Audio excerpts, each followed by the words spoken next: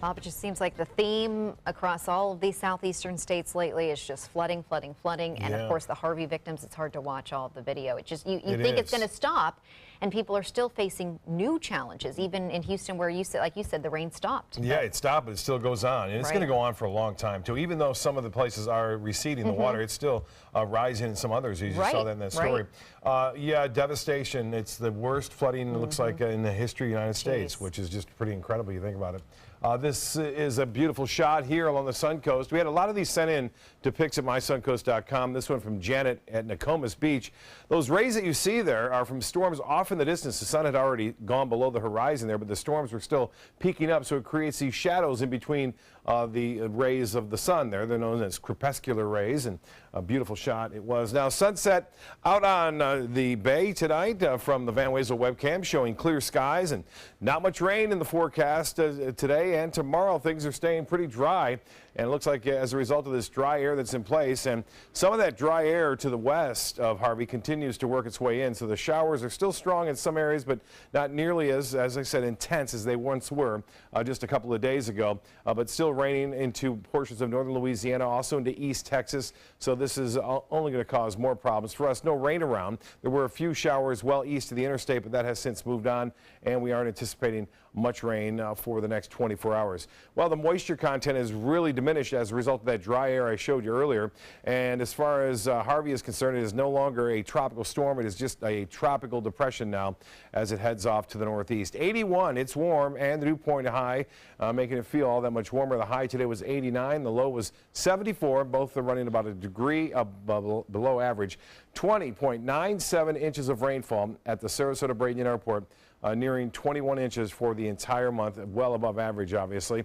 76 in Jacksonville, it's 80 in Orlando, 86 still warm in Miami, and the water temperature now warming up every day, 87 degrees now, 82 the temperature in Northport, Arcadia at 83, and Venice now at 83 degrees. The forecast for Thursday looks good. It will stay dry for the most part. There'll be a few more showers around.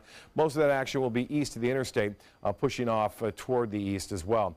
Well, here's our new storm as we start to focus on the rest of the tropics. This is what we're going to be looking at now. This is Irma. It's way out there. No speculation as to what it might do 5 days from now, but here's the forecast path and track. It is forecast to become a major hurricane in about 3 days from now as a Category 3 storm pushing off to the west-southwest. You notice a little dip more toward the west-southwest later on in the forecast. That's due to a high-pressure ridge, which is expected to stay to the north of it. So in about 7 to 10 days, we'll see where it will be going as far as the United States is concerned. Some of the models, like the United States model, bends it off and curves it before the Bahamas into the Atlantic, while the European keeps it more on a westerly course and has it in about 7 days near the Bahamas, but that's still too early to tell exactly where it's going to be. There's another system that the Hurricane Center is watching right here. There's a chance we could see some development over the next 4 to 5 days in the southwest portion of the Gulf of Mexico, but right now that is not a big concern at this point, and this continues to push off to the northeast, and it will continue to weaken as it does so. Water temperatures remain very warm in the Gulf with the exception of where Harvey has been. It has cooled things down there into the upper 70s to low 80s. For boaters tomorrow, seas will be running 2 to 3 feet out there, a light chop in the bays and inland waters. Tides upcoming, low tide at 216 and a high at 758. Sunrise will be at 709. Mostly fair, warm tonight, 78 for your low. Tomorrow, mostly sunny, another warm day, but dry at least. And the extended forecast, though, is calling for a little bit better chance for showers and storms as we head into Friday and into the weekend, Labor Day. Just a 40% chance for those scattered late-day storms. Haley?